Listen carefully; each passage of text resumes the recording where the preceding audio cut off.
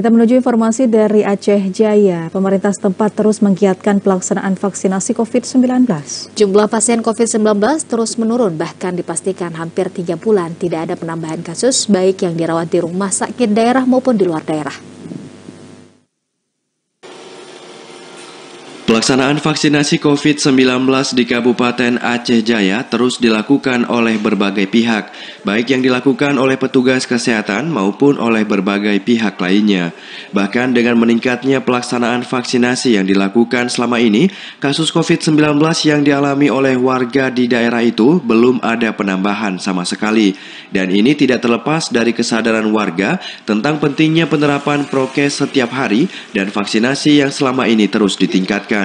Berdasarkan laporan dari Dinas Kesehatan Aceh Jaya, sejak pandemi COVID-19 terjadi, jumlah pasien COVID yang terjadi di Aceh Jaya sebanyak 506 kasus, pasien sembuh 478 orang, dan meninggal dunia 28 orang.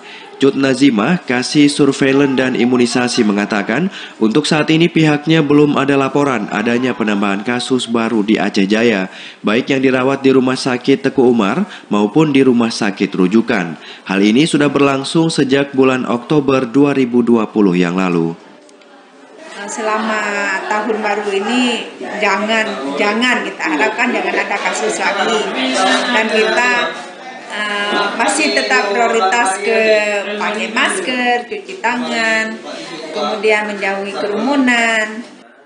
Menurunnya kasus COVID-19 di Aceh Jaya sejak 3 bulan terakhir tidak terlepas dari kesadaran warga dan kerja semua pihak dalam pelaksanaan vaksinasi yang selama ini dilakukan.